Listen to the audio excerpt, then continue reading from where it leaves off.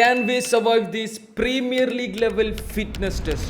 വലിയ കളിക്കാരനാന്നൊക്കെ പറഞ്ഞ് നടക്കുന്ന നിങ്ങളെ ചങ്കിന് ഈ ഒരു വീഡിയോ അയച്ചു കൊടുത്തിട്ട് ഇതൊന്ന് ചെയ്ത് കാണിക്കാൻ പറ.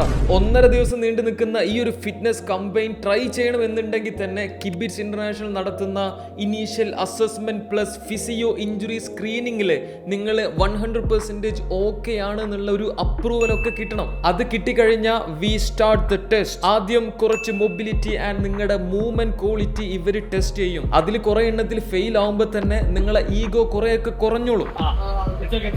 Explosive and force production test ചെയ്യാൻ വേണ്ടിയിട്ട് വെർട്ടിക്കൽ ജംപ്സ് ഈ ഒരു ഹോൾ കമ്പൈനിൽ ഞാൻ ഏറ്റവും നന്നായിട്ട് പെർഫോം ചെയ്തത് ഈ ഒരു ടെസ്റ്റിലാണ്.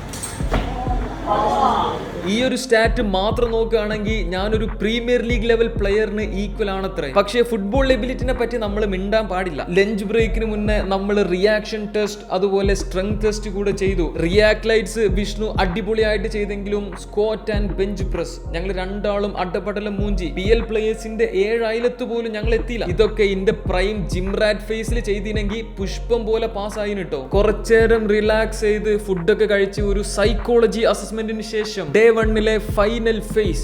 ആദ്യം സ്പ്രിന്റ് ടെസ്റ്റ് ഞാനും വിഷ്ണുവും അത്രയും അടിപൊളിയായിട്ട് തന്നെ അത് ചെയ്തിട്ടുണ്ടായിരുന്നു.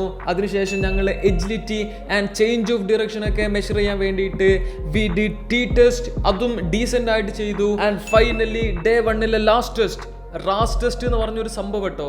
വളരെ സിമ്പിൾ. ഞാൻ അത്രക്കും ഈസി ആയിട്ടാണ് കേട്ടോ അത് ഫിനിഷ് ചെയ്തത്. ഇതോടെ കഴിഞ്ഞു എന്നൊക്കെ നിങ്ങൾക്ക് തോന്നും. But no, day 2 proper recovered ആയിട്ട് നമ്മൾ യോയോ ടെസ്റ്റ് കൂടെ ചെയ്യണം. എന്നാലേ ആ ഒരു ഫൈനൽ റിപ്പോർട്ട് അവർ നമുക്ക് തരുള്ളൂ. യോയോ ടെസ്റ്റിൽ ഞാൻ മാക്സിമം എഫേർട്ട് ഇട്ടെങ്കിലും എൻഡ്യൂറൻസ് വൈസ് ഞാൻ 5ന്റെ പൈസക്കില്ല എന്നുള്ള ആ ഒരു റിയാലിറ്റി ചെക്ക് എനിക്ക് കിട്ടി. ഇതോടെ നമ്മുടെ ടെസ്റ്റ് ഒക്കെ കഴിഞ്ഞു. കുറച്ചു നേരം ഹൈഡ്രോ തെറാപ്പി ഒക്കെ ചെയ്തതിന് ശേഷം ഞങ്ങൾ റിസൾട്ട്സ് ഡിസ്കസ് ചെയ്യാനുള്ള ടൈം ആയിട്ടുണ്ടായിരുന്നു. എന്തൊക്കെയാണ് ഞങ്ങളുടെ വീക്ക് പോയിന്റ്സ്, എന്തൊക്കെയാണ് ഞങ്ങൾ ഇംപ്രൂവ് ചെയ്യേണ്ടത്, അങ്ങനെയുള്ള കുറേ കാര്യങ്ങൾ.